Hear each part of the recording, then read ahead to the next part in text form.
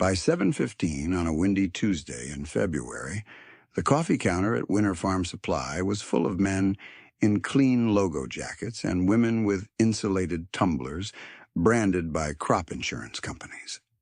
Tiffany Graham came in last, dragging cold air behind her, boots squeaking from thawed slush. Her coat was canvas gone soft at the elbows, one cuff stitched with black dental floss where the original seam had split. A feed cap hid most of her hair. She nodded once, ordered black coffee, and took the stool nearest the seed corn brochures nobody picked up.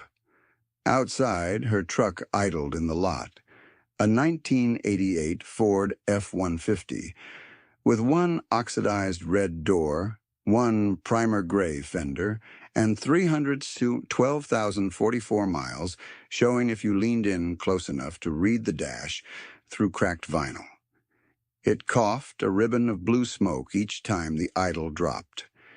Someone had once written "Ranch Recovery Vehicle" in dust on the tailgate. The rain had half erased it.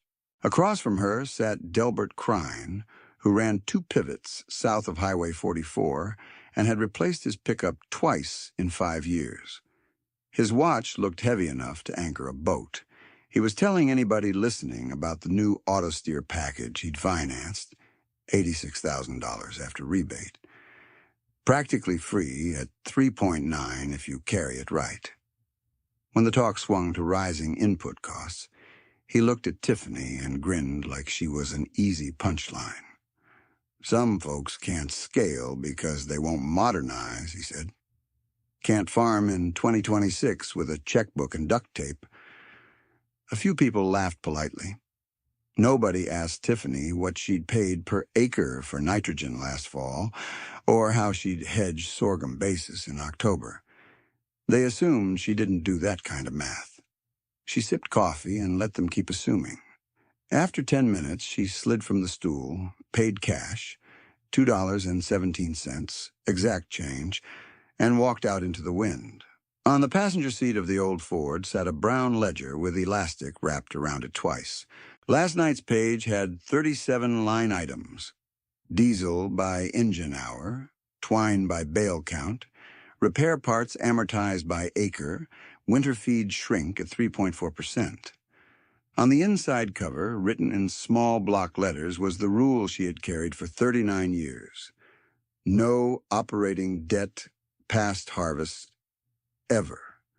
The rule started in 1987, the year her father lost 640 acres in Tripp County. She was 16 and old enough to understand numbers, but still young enough to believe adults could fix anything if they worked hard enough. That spring, she watched her father sit at the kitchen table with 3 envelopes from the bank, all open with a butter knife. Interest was 14.2% on a note he'd rolled over twice. Commodity prices had slumped, hail had hammered wheat, and the banker who used to hunt pheasants with him started saying position and exposure instead of his first name. By August, neighbors stopped asking if they could help and started asking where the machinery would go after the sale. Tiffany remembered the auctioneer's cadence, the way strangers leaned on the fence and bid on her father's life in crisp $100 jumps. She remembered her mother folding dish towels like that could hold the house together. She remembered her father signing papers with a hand that shook, then driving home in silence because talking would have sounded like breaking. They kept 40 acres around the house and rented the rest of their future from other people. When Tiffany was 22, after a year at a Votech diesel program and 2 years doing seasonal labor for anyone who paid on time, she leased her first ground. 160 acres of marginal dryland wheat, north of Ideal, handshake agreement, $38 an acre, cash rent. She bought a worn 1979 drill for $4,600 from an estate auction and spent 3 weekends replacing bearings and patching seed tubes with cut sections from radiator hose. She lived in a 1-room apartment over a tire shop, paid $265 a month, and saved every receipt in a shoebox by month. Then rewrote totals into a composition notebook every Sunday night. Her first crop netted $19,400 after costs and rent. She could have upgraded equipment. She bought a 6-month CD instead, 5.1% APY, minimum $10,000. She left the rest in cash for repairs. From then on, discipline stopped being a mood and became a system. Every year, she split net farm income the same way. Tax reserve first, household draw second, machinery replacement third, long-term reserve fourth. If any category came up short, she cut spending before she borrowed.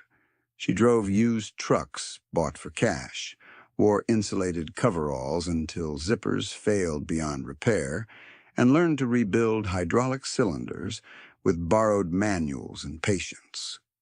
By 30, she was leasing 740 acres across 4 parcels, rotating wheat and sorghum with hay where topsoil was thin. By 35, she added custom baling in summers to smooth winter cash flow. In good years, she banked more. In bad years, she preserved capital and took no pride in surviving, only relief.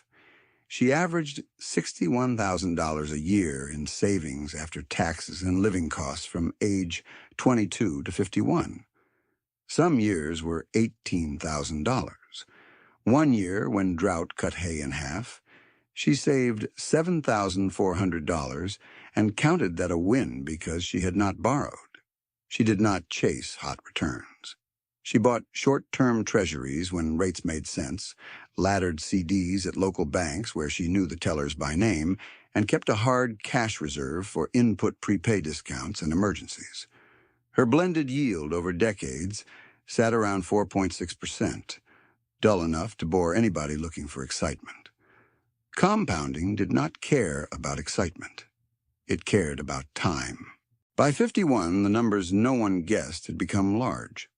Roughly $2.9 million liquid, between CDs, treasury bills, and cash equivalents.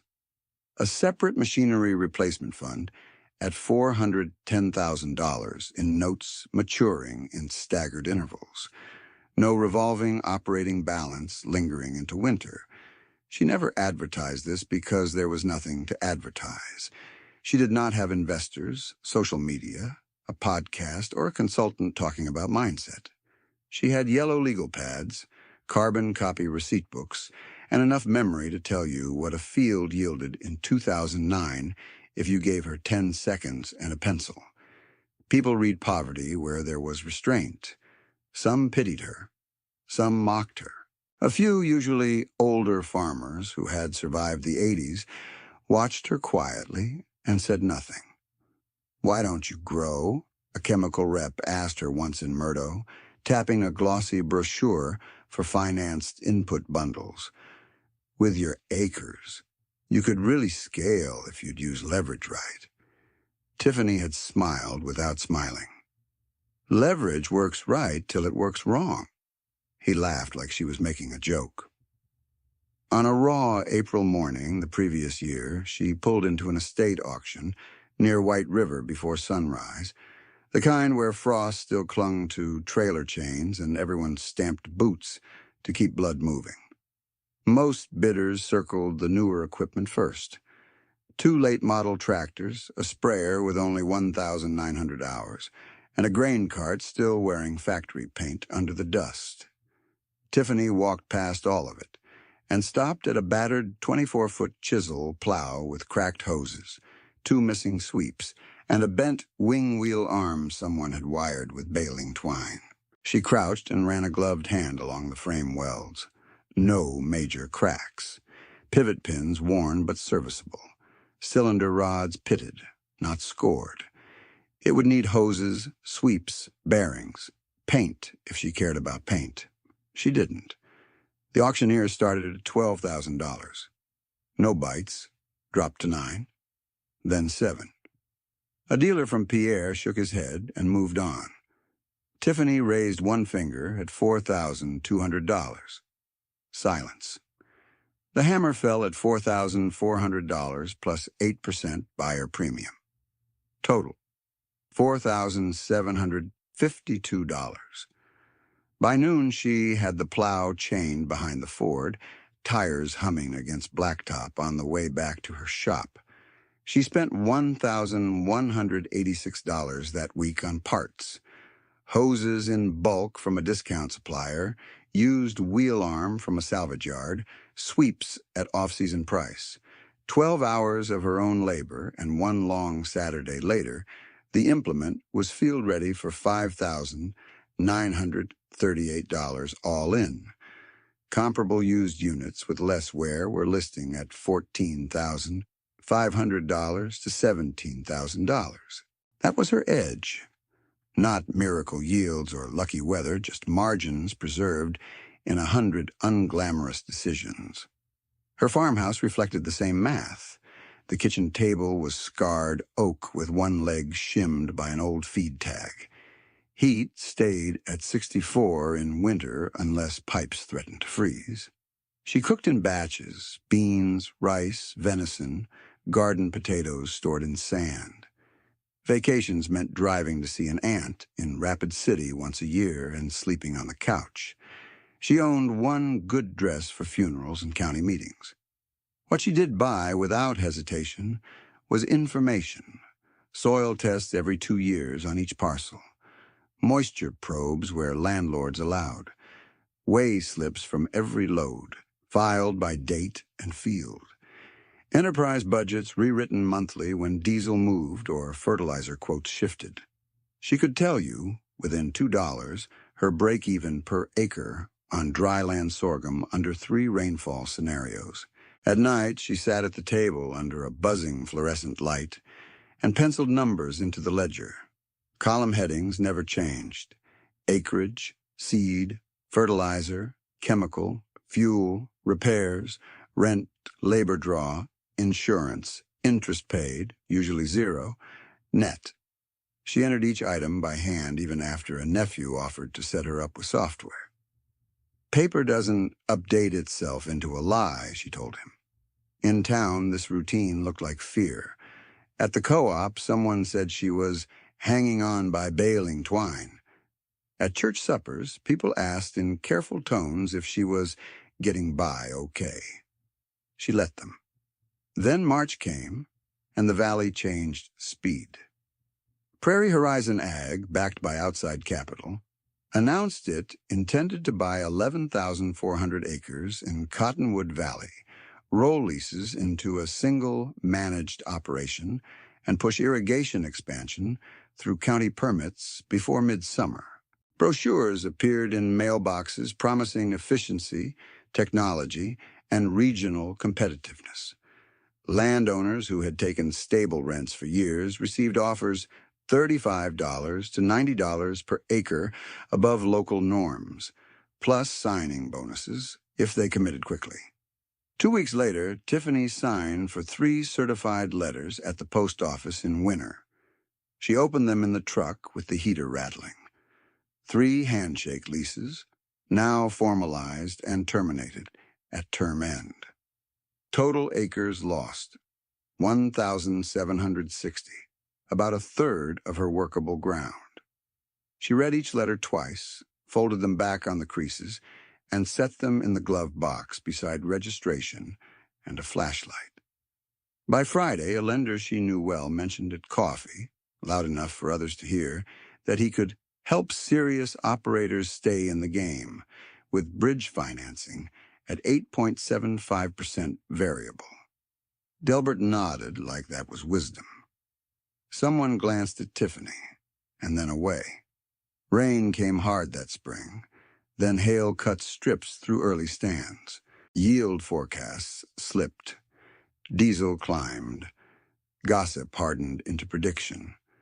The ragged one would be first to fold.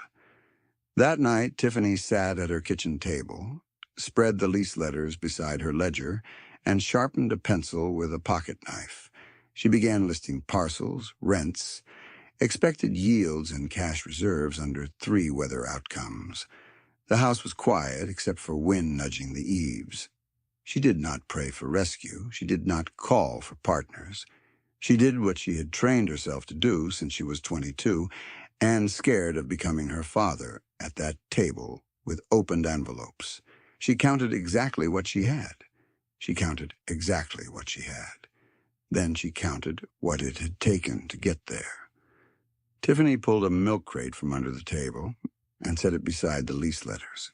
Inside were 30 years of notebooks, each spine labeled in black marker, 1996, 1997, 1998. She opened the oldest one she trusted and started building a fresh page for 2026, 3 columns across the top. Hold, cut, replace acres. Then, before filling any of them, she went backward year by year, recalculating what discipline had actually bought her.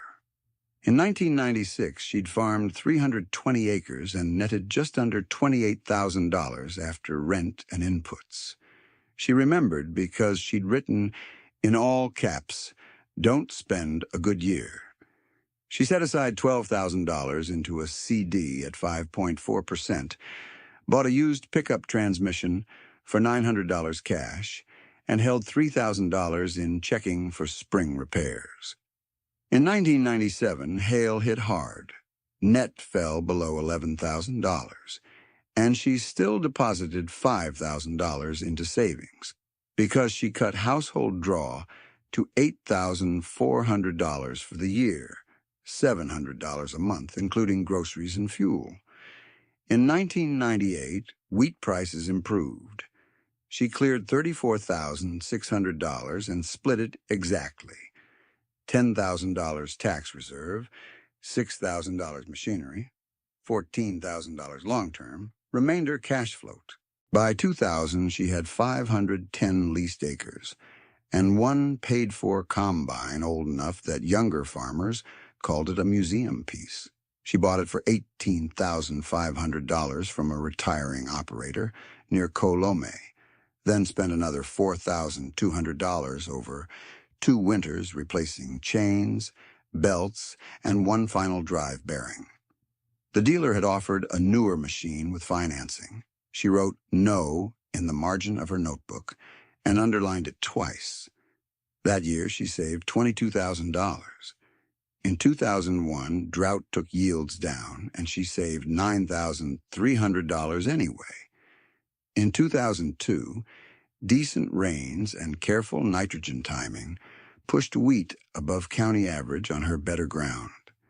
She saved $31,800 and started her first treasury ladder.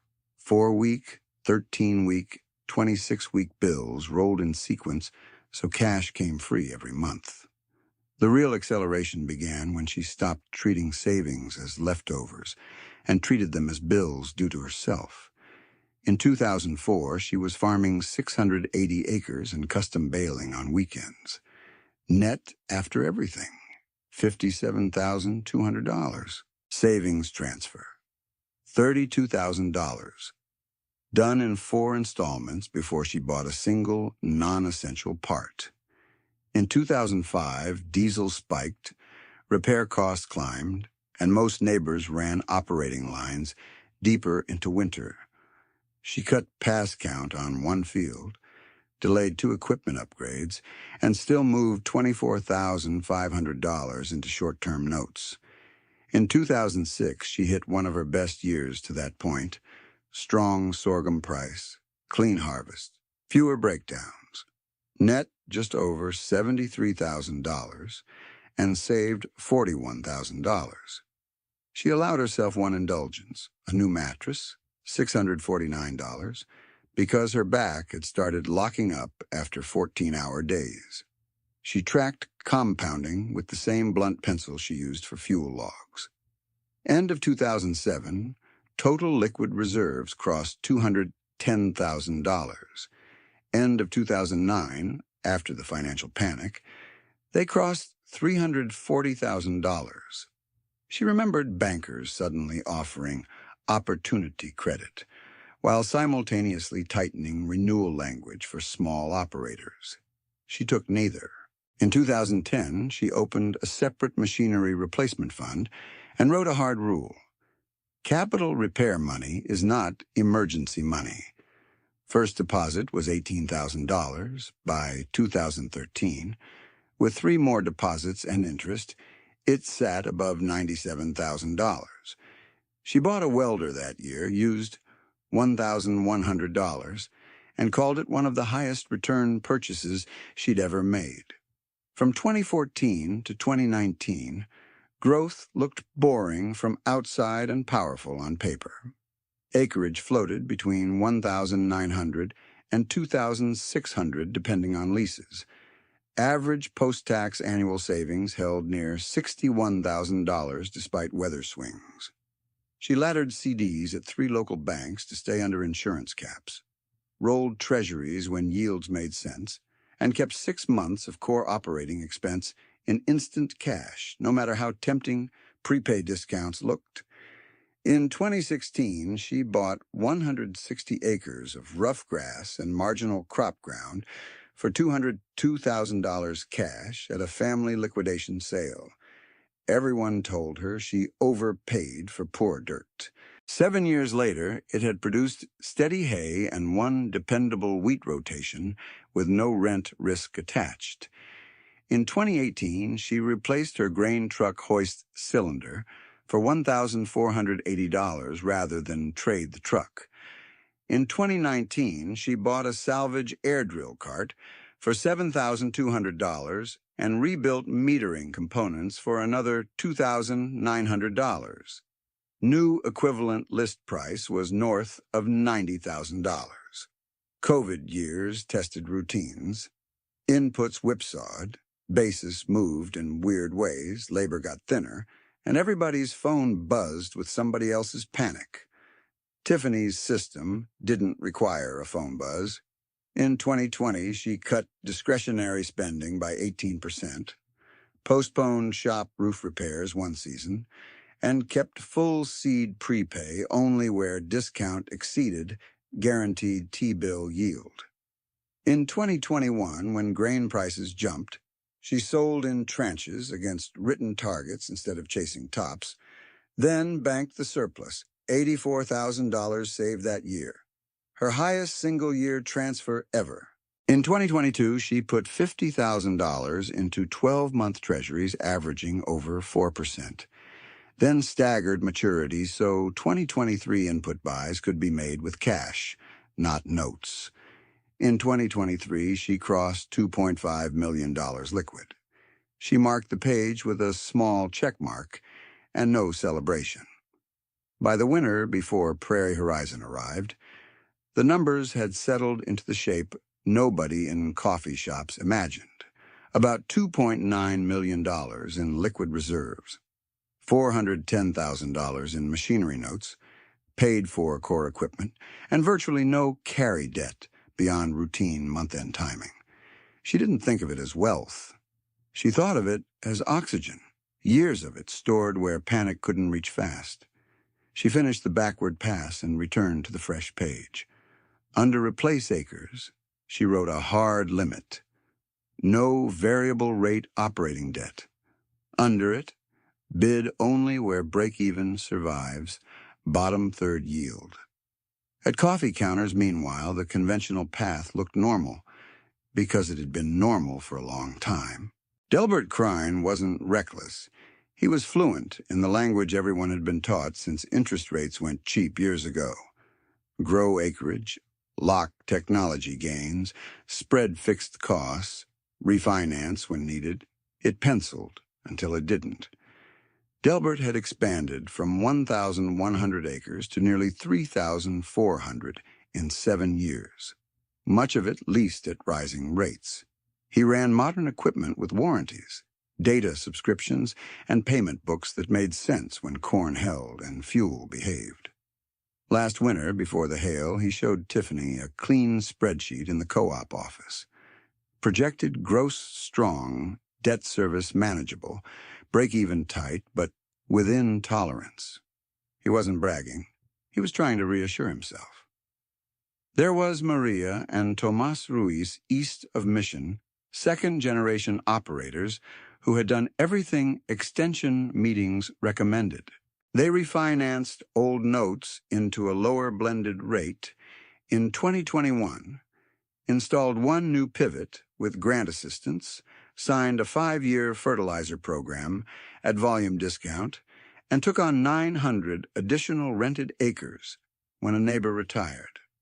Their son came back from college to help. For 2 years, it looked like a textbook succession story. Then variable clauses reset, fertilizer terms adjusted upward, and insurance indemnities arrived 3 months later than expected. They started using one line of credit to service another while waiting on grain checks. Even the cautious ones were exposed by timing. Glenn Haverman, who farmed near Murdo, hated debt more than most, but had one large land note fixed for only 5 years because that's what the lender could offer when he bought 480 acres at a peak. He figured he'd refinance lower. Instead, repricing added 2.1 points. His annual payment jumped by $96,000, more than his average household draw, and equipment budget combined. He sold 2 semis and still came up short by fall. No one called him foolish. They called him unlucky, which was truer and somehow crueler. At the implement dealer in Winter, lot inventory told the same story in metal. Repossessed headers sat beside consignment sprayers. Not because operators were lazy, but because fragile math had spread everywhere. High rents, high inputs, high confidence that next year could cover this year. When next year arrived with weather damage and rate resets, there was no room left inside the numbers. People who'd once teased Tiffany about her truck started asking quiet questions in the parts aisle. "How do you buy fuel without carrying paper?" one younger rancher asked, voice low. "By planning before you need it," she said. He nodded like he'd been handed a language he should have learned sooner.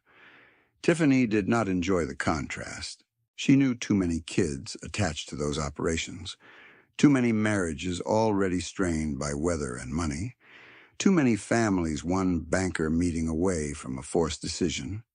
Prudence had protected her, yes. It had not made her superior. It had made her less exposed to the same storm.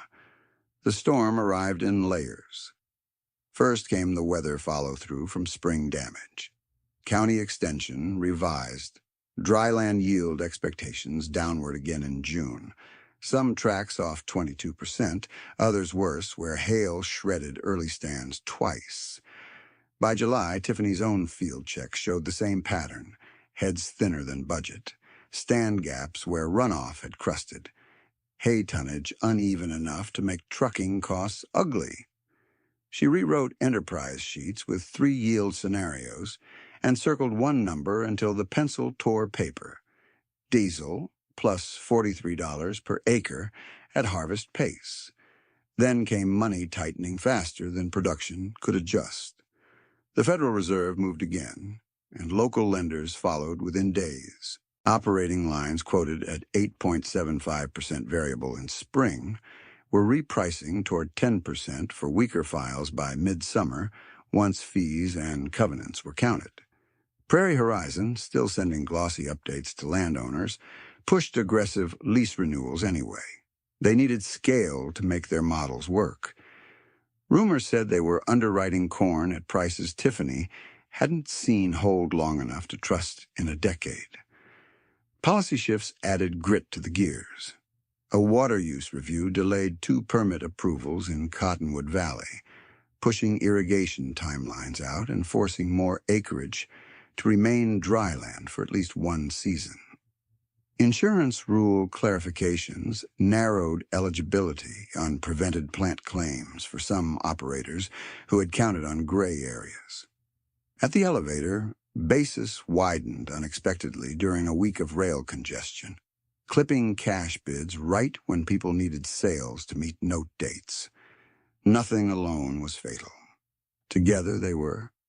Casualties became names instead of rumors by August. Glenn Haverman listed 320 acres of his newly purchased ground after missing a debt service ratio covenant by 0.14.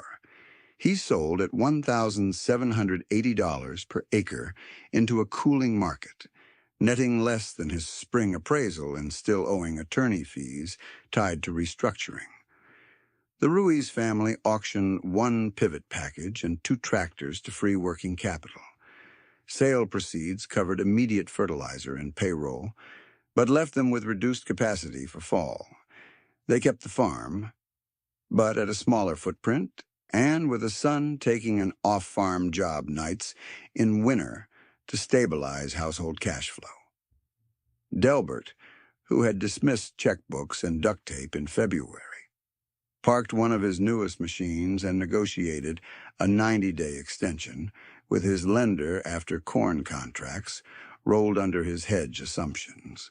He told Tiffany, in the co-op parking lot, eyes on the gravel, "I'm not broke. I'm just out of options that don't hurt." Prairie Horizon felt different from family operators because the numbers were bigger and less patient. Subcontractors complained of delayed payments. One seed supplier quietly switched them to tighter terms.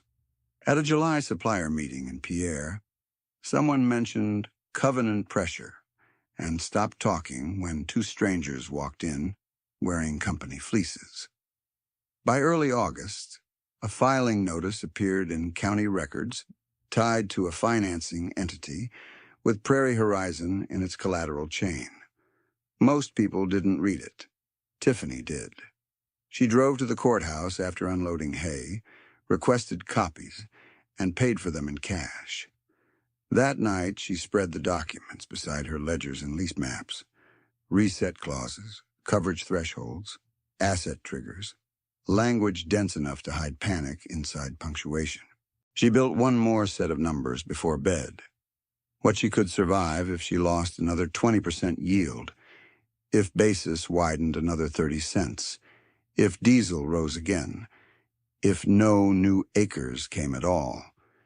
The answer wasn't comfortable, but it was clear. She could absorb it, not because she was lucky this year, but because she had refused for decades to rent her future from interest. Near midnight, wind rattled the loose storm window above the sink. Tiffany clipped the courthouse copies to a manila folder labeled Cottonwood and wrote a note to herself on the cover, "When leverage runs out, cash sets the terms." She turned off the kitchen light and left the folder on the table, weighted by the 3 termination letters that had started all of it. She turned off the kitchen light and left the folder on the table, weighted by the 3 termination letters that had started all of it. At 6 the next morning, she turned it all back toward her and opened to a clean page. By 8:30, she was in a folding chair at the Tripp County Annex for the irrigation permit hearing, 2nd row from the back, coat still dusty at the cuffs.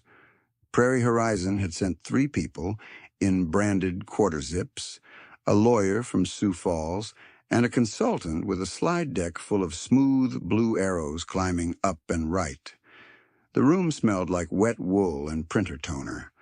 When public comments ended, a commissioner asked a narrow question about financing continuity if permits were delayed another season. Prairie Horizon's lawyer answered first. Fully capitalized, diversified backing, strong contingency framework. Then the commissioner asked for specifics tied to debt repricing language already submitted in exhibits. The consultant clicked to a backup slide he clearly hadn't wanted on the screen. Numbers replaced arrows. Short-term acquisition debt. Rate reset tranches. Coverage tests. Commodity price assumptions. Under questioning, he admitted what the paperwork had implied. Another 1.5-point rate move would increase annual carrying cost by roughly $1.2 million. Their downside case depended on sustained favorable corn pricing and timely irrigation expansion. Dryland yields at local historical averages weren't the operating model, they were the emergency model. Tiffany didn't move. She just wrote faster. On the legal pad in her lap, she drew 2 columns, their break-even and mine. She knew her dryland numbers by heart. At Yield's Prairie Horizon, labeled underperforming, she still cleared money on several parcel types because rent, machinery burden, and debt service sat in a different universe. The valley wasn't being bought by strength, she realized. It was being bought by timing, borrowed at variable terms. And timing, for once, was turning. The wealth became visible 3 days later because paperwork eventually drags truth into daylight. At First Prairie Community Bank in Winter, Tiffany sat across from loan officer Carl Benson, the same man who had offered 8.75% bridge financing, loud enough for coffee counter audiences. His tie had little wheat heads printed on it. He opened her file expecting another operator asking for flexibility. Instead, Tiffany set down a one-page instruction list. "I need consolidated proof of funds," she said. "Business checking, reserve money market, maturing CDs, treasury proceeds posted this week, one letter on bank letterhead. Today, if possible." Carl blinked. "For what transaction size?" "Potential land purchase. No financing requested." He gave the professional half-smile bankers use when they think a client is overreaching. Then he pulled up her accounts. The smile disappeared first. Then his shoulders changed. He clicked once, twice, then printed and reprinted because he thought one feed had lagged. It hadn't. Business operating. $186,240.17. Reserve money market. $742,903.66.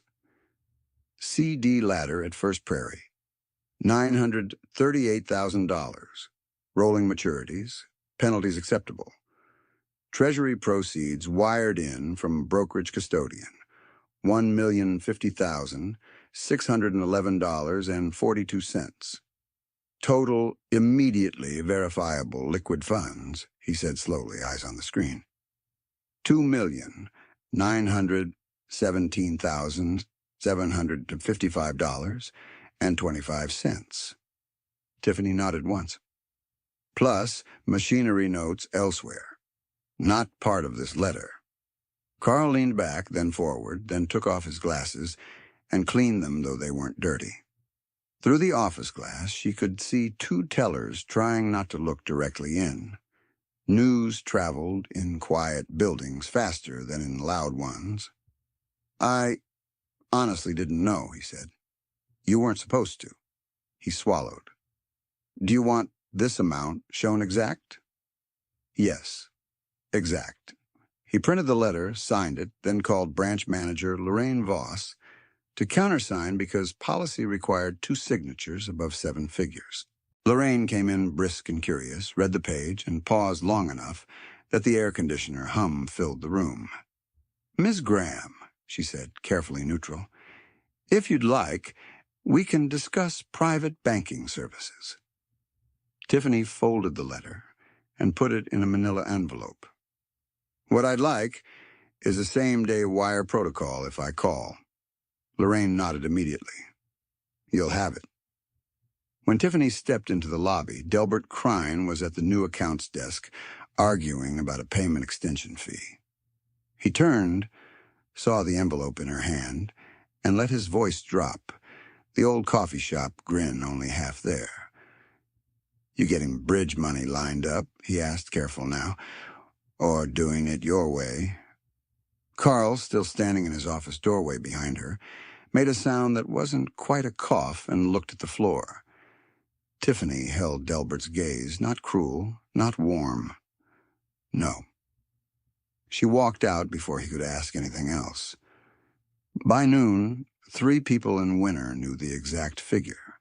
By supper, half the county knew she was liquid north of 2.9.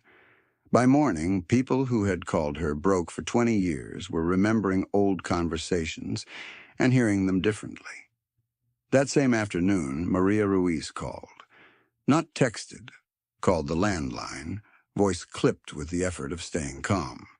Their fertilizer supplier had moved them to cash on delivery for fall application because Prairie Horizon's delayed payments had tightened everyone's terms. The Ruizes needed $44,000 inside 6 days to hold acres they'd already prepaid rent on. Their banker could maybe do it, but only by folding it into an operating line, repricing above 10% with additional collateral. "We can sell one more tractor," Maria said. "But then harvest labor." "Don't sell yet," Tiffany said. "Come by tonight. Bring your acre sheets and last 2 years of yield maps." At 7 they arrived, Maria, Tomas, and their son Leo, carrying a laptop and a legal pad. Tiffany had coffee on and a stack of blank worksheets at the table. No speeches, just numbers. They rebuilt the Ruiz cash flow line by line, acres by crop, expected yield at bottom third history, basis haircut, fuel assumption at current plus 10%, family living draw capped hard. They cut non-critical chemical passes on low-response ground, delayed one non-essential repair, and moved grain sales timing to match payable dates. Gap after all adjustments, $45,200. Tiffany wrote a check for $45,200 from Reserve Money Market. Terms were 1 page, typed on her old brother printer. 0% interest. First repayment due after first grain settlement. Full repayment by March 1st, unless disaster declaration triggered extension. Monthly 1-page cash update. No new equipment financing until balance below $10,000. Tomas stared at the check like it might vanish. "Why would you do this?" "Because 10% interest on emergency money turns 1 bad year into 3, she said. "And because you brought me real numbers." Maria cried only once, briefly while signing. 2 days later, the supplier got paid. The Ruizes kept both tractors, covered fall fertility, and kept Leo on farm through harvest instead of sending him to roofing work in Pierre. Word spread the way useful things spread in farm country, sideways through cousins and parts counters and church parking lots. Tiffany did not announce a program. She set limits in her ledger and helped only where math and effort both showed up. Glenn Haverman came with hat in both hands and a folder of bank notices. His immediate problem wasn't yield, it was timing. He had sold 320 acres at a painful price to cure one covenant, but attorney costs and tax withholding left a shortfall for leased ground, seed, and fuel. Without about 30 grand, he'd lose 2 long-held leases and be forced to idle equipment he still owed on. They sat at Tiffany's kitchen table until nearly midnight. She offered 2 tools, not one. One, a $28,000 zero-interest bridge note, and 2, a cash purchase contract for $19,600 of his hay inventory, delivered over winter at fair local rate, prepaid 50% now so he could stabilize payroll. "Total liquidity to you this week is $37,800, she said, penciling it plainly. "Not charity. Structure." He signed both documents with a hand that shook less by the second page. Immediate outcome. He kept the leases, seated on time, and avoided liquidating his remaining semi at auction value. Then came Eli and Nora Vance, the younger rancher from the parts aisle, and his wife, who managed books better than half the county's bigger operators. They had 240 acres lined up from an elderly landlord, but no lender willing to finance a first-year expansion without cross-collateralizing their home. Needed amount, $18,400 for seed and early inputs, plus contingency. Tiffany approved $22,000 with the same core terms and one added condition. Nora would submit a soil amendment plan by field so yield claims could be audited against fertility, not hope. They agreed immediately. By late September, Tiffany had 4 active private notes outstanding. Ruiz Family Farms, $45,200, Glenn Haverman, $28,000. Vance Ag, $22,000. A smaller advance to widow operator, Jeanette Lauer for hay wrap and diesel, $12,600. Total deployed, $107,800 in direct zero-interest bridges, plus the hay prepay contract. She set a hard cap at $180,000 outstanding, about 6% of her liquid position, because generosity without limits becomes its own kind of leverage. Outcomes appeared quickly, not as miracles, just avoided damage. The Ruizes harvested enough to make their first repayment of $20,000 before Thanksgiving. Glenn met payroll and paid back $12,000 after cattle sales, with the hay contract still performing. Eli and Nora brought in their first leased acre wheat and cleared enough to pay $8,500, then asked to roll the rest exactly as written. Jeanette made full repayment in 2 checks by year-end and sent a pie Tiffany never asked for. No one became rich from these notes. That wasn't the point. They stayed operating, avoided double-digit emergency debt, and carried decision-making power into the next season. Tiffany tracked every dollar in a separate binder labeled revolving. On a cold Sunday in October after chores, she sat with that binder, old ledgers, and a yellow calculator to test whether the help she was giving could scale without threatening her own resilience. She built it the same way she built everything, by year, by stress case, no romance. From age 22 through 30, average annual post-tax savings had been $24,700. From 31 through 40, $48,900. From 41 through 51, $79,400. Weighted across 30 years, the widely repeated figure was true. Roughly $61,000 average saved annually after living costs. But averages hid the discipline. In 11 of those 30 years, she had saved under $40,000. In 6 years, she saved under $20,000. She survived those years by refusing fixed obligations she couldn't control. She ran a second model. What if every private bridge note failed at once? Active exposure, including hay prepay, $127,400. Worst case, complete loss, plus legal cleanup estimate, $141,000.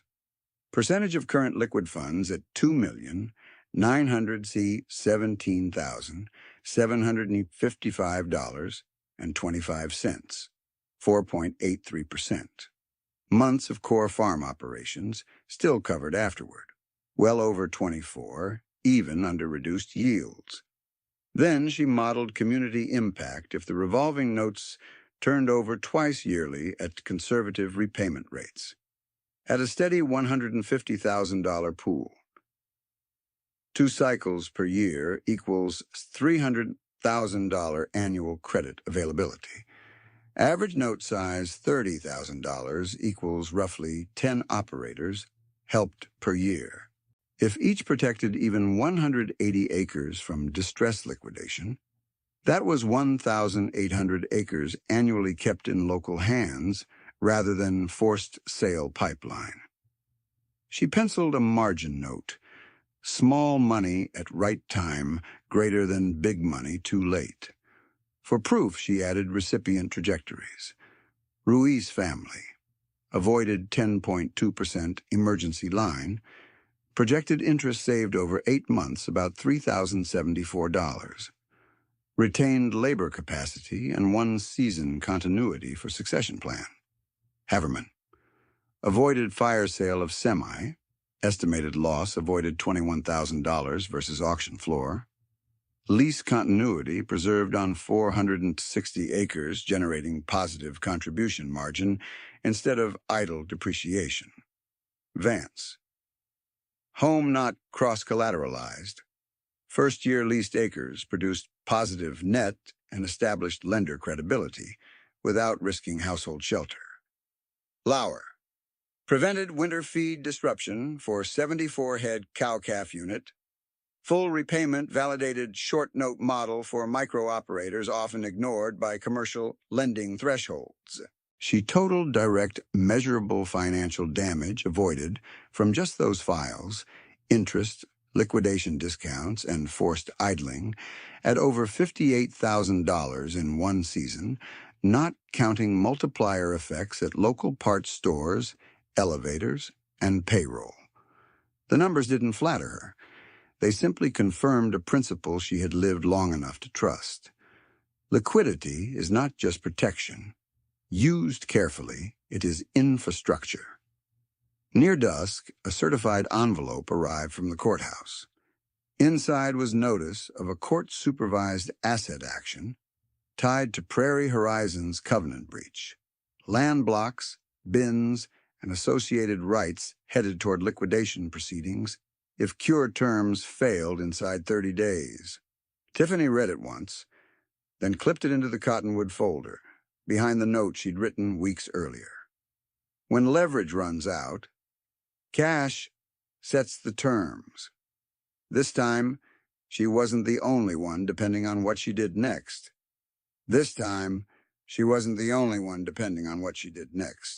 By the following September, after the October certified 30-day cure notice expired without cure and months of court-supervised proceedings, the auction notice set the sale for the second Monday at the old courtroom annex in Chamberlain, with remote bids allowed but final settlement due in certified funds within 10 business days. Most people in Cottonwood Valley talked like the result was already written. One fund replacing another, local names watching from folding chairs. Tiffany did not discuss it at coffee. She spent the week doing field checks before dawn and valuation work after dark. Parcel maps went on the kitchen table, weighted at the corners by socket sets. She marked each tract by soil class, slope, shelter exposure, and historical dryland performance from public records plus her own notebooks. She put one number in red beside each section. Max bid at bottom third yield, no irrigation assumption. Then she built a funding stack. The consolidated First Prairie Proof of Funds letter covered only same-day callable funds held through First Prairie channels.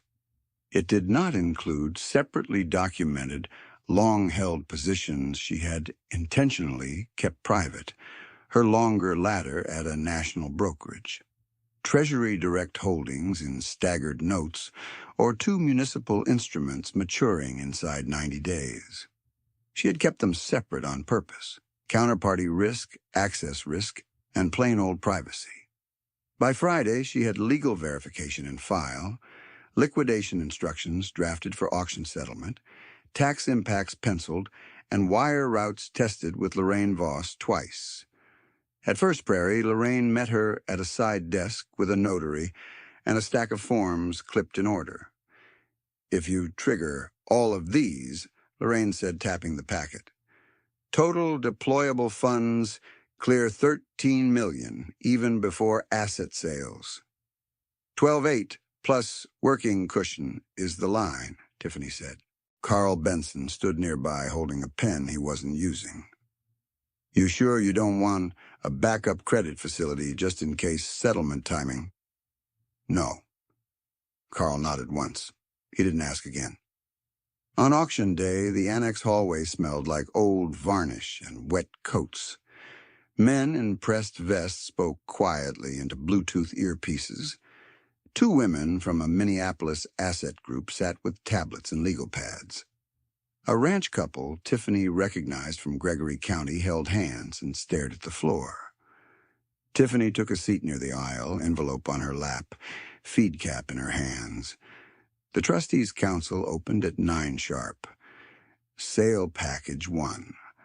Approximately 8,960 acres in contiguous and near-contiguous blocks, subject to recorded easements with associated storage rights as listed in Exhibit C. Bidding started high, dropped, then found rhythm.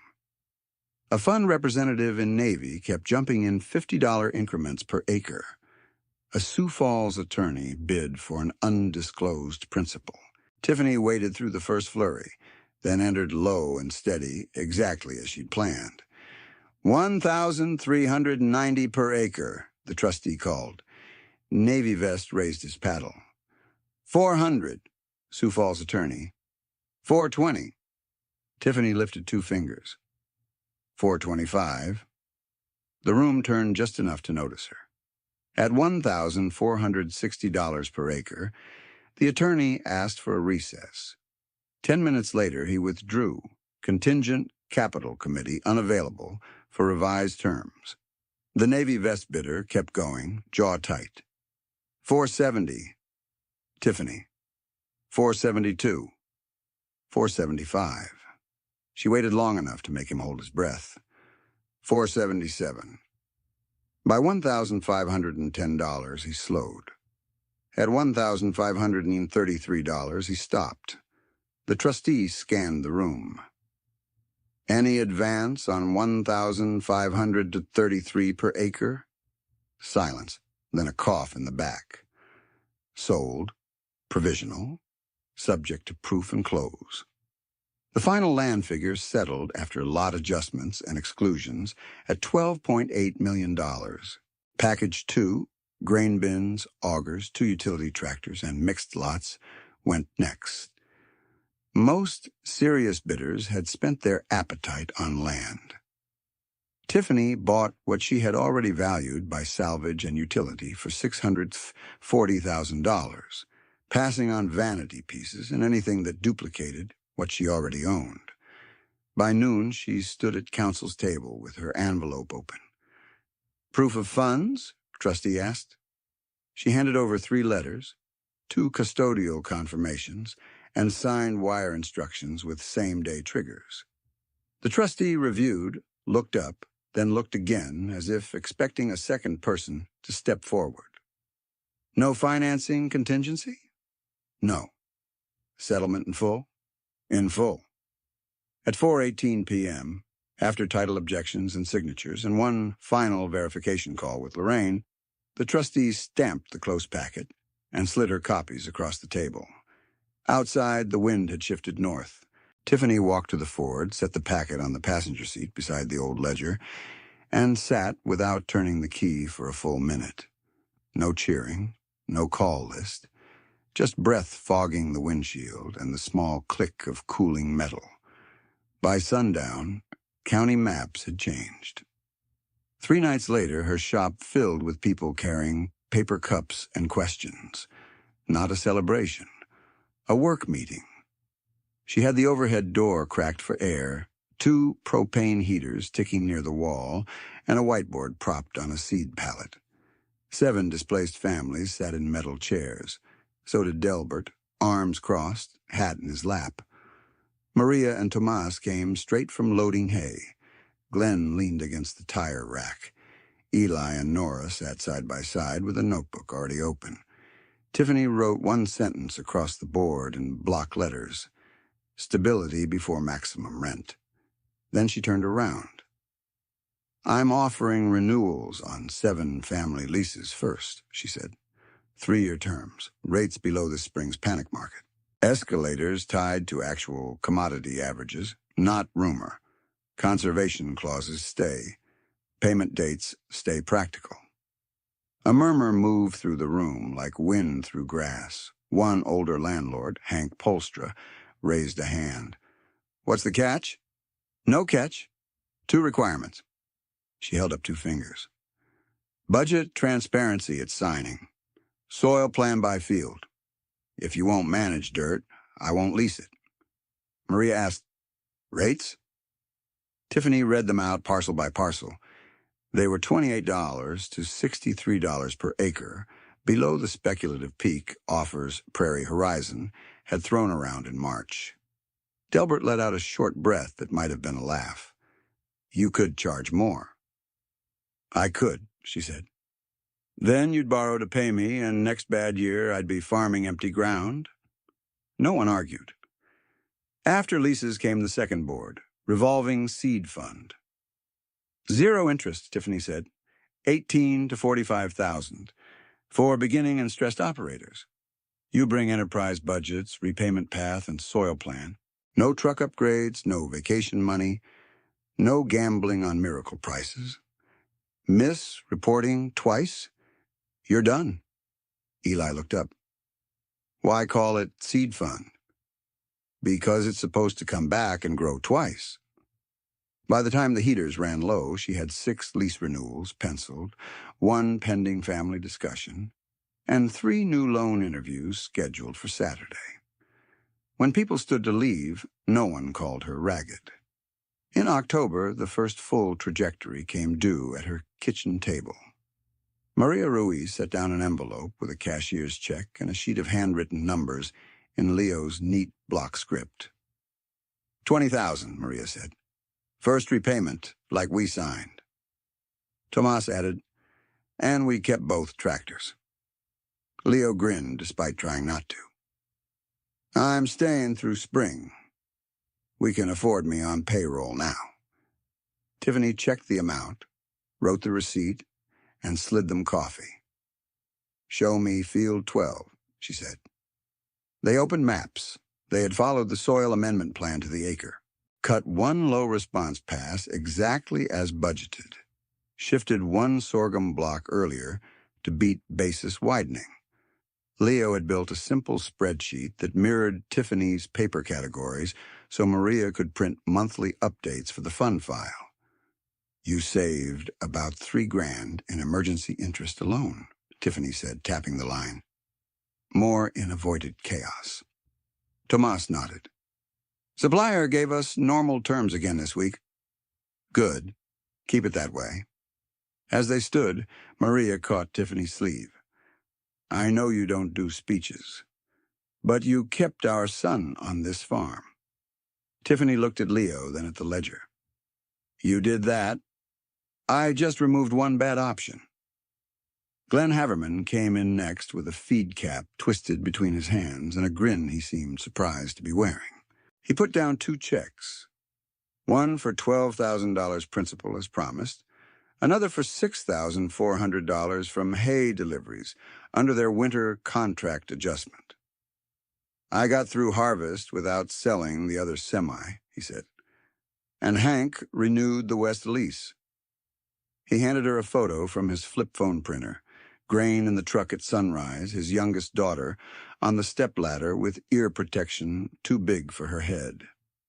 She asked if we were moving, he said quietly. I got to tell her no.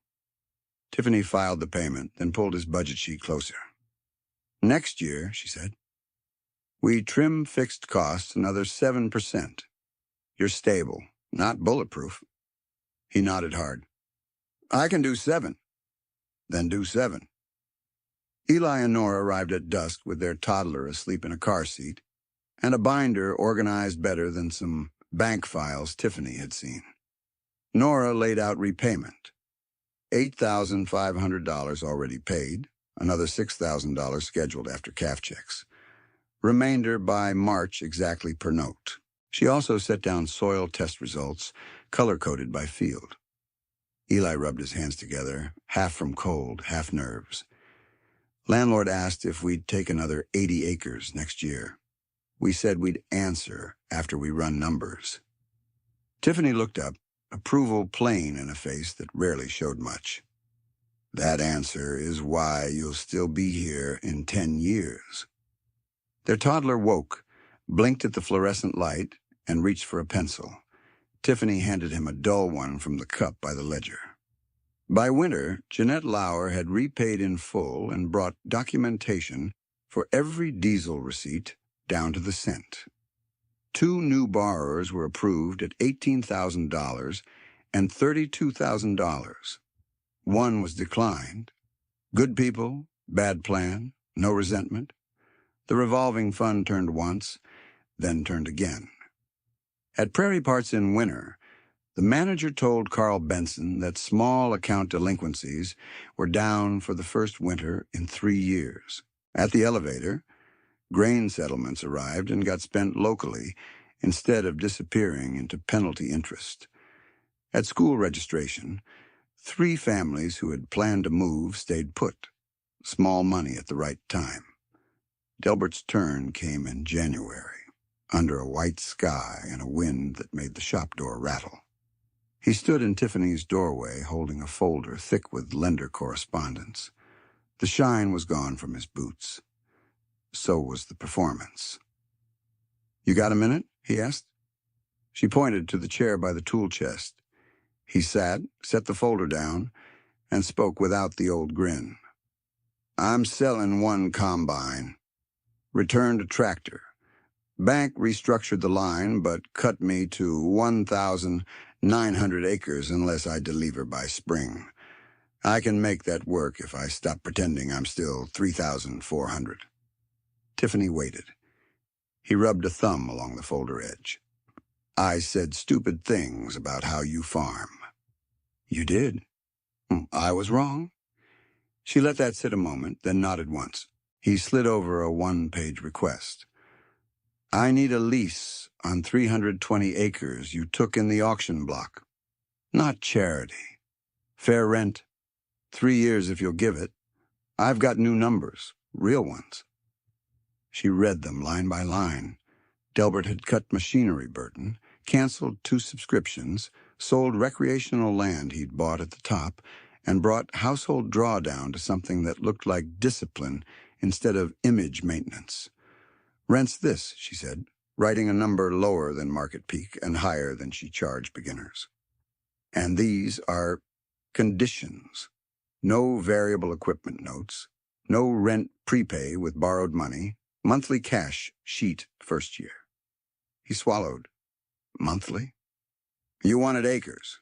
Acres require trust." He signed without haggling. At the door, he paused. "For what it's worth, that truck of yours still smokes." Tiffany almost smiled.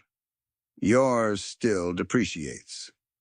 He laughed, real this time, and stepped into the wind. By spring, Delbert was smaller, solvent, and no longer trying to win conversations at coffee. People noticed. 2 years after the auction, the county equalization office was crowded on assessment day. Tiffany stood at the counter while the clerk printed a property summary, thick as a catalog. Assessed land under her control: 8,960 newly purchased acres, plus 1,120 previously owned. Appraised combined near $19.4 million. Liquid reserves, after all, closes and fund activity, above $1.1 million. Storage, equipment, and cattle assets around $1.6 million. Total liabilities under $100,000 to $40,000. Carl, now branch manager after Lorraine's retirement, happened to be in line behind her for recorder signatures. He glanced at the totals and shook his head with something like admiration and something like relief. "You know what this puts your net at," he said quietly. She capped her pen. "Enough. Just over 21.9 by my math." She tucked the papers into a folder. "Then keep your math busy on someone who needs it." Lorraine had retired to Pierre and sent a handwritten note that winter. "Best client I ever had because you never asked money to be something it isn't." Tiffany kept it clipped inside the revolving binder. Prairie Horizon, meanwhile, existed mostly as case files. The parent entity dissolved after asset sales and legal settlements. The consultant with the blue arrow slides took a job in another state. The Sioux Falls attorney still worked, but no one in Cottonwood Valley mistook glossy contingency language for strength anymore. In the third spring, she held another shop meeting. Same paper cups, same heaters ticking, more chairs. Leo Ruiz sat at the back now with his own lease packet. He and his parents had split operations cleanly, succession done on purpose instead of by emergency. Glenn's daughter, taller and louder, handed out pens. Nora Vance led a short segment on cash flow reporting templates for first-time borrowers. Jeanette brought cinnamon rolls and corrected anyone who called the fund free money. Delbert came in late from calving, nodded to Tiffany, and took a seat without fanfare. Tiffany stood by the whiteboard, older in the face, same coat cuffs repaired again with black thread. Debt is a tool, she said, marker squeaking as she wrote it. Not a lifestyle. People repeated it with her. They knew the line by now. If you can survive bad years without begging, she finished, good years finally belong to you. After the meeting, she walked the yard alone. The old 1988 Ford sat by the fence, paint still mismatched, odometer no longer honest. Beside it, the rebuilt chisel plow from White River stood ready, hydraulics dry and tight. One of the auction bin fans kicked on with a low, steady hum. Nothing looked like triumph. Everything looked like continuity. She checked the fuel tank with a wooden stick, wrote the number on a scrap, and slipped it in her pocket. At the shop door, she paused, listening to voices inside. Young, old, arguing gently about seeding rates and calf prices and whether paper ledgers beat software. The argument itself was a sign of health. On her desk, under the lamp, lay the first page from 2026 with 3 columns. Hold, cut, replace acres. Beneath them, in smaller writing, added later, share what keeps people unowned. She turned off the light, leaving only the yard bulb over the Ford and the stars above Cottonwood Valley, clear and cold and unpurchased by anyone's opinion.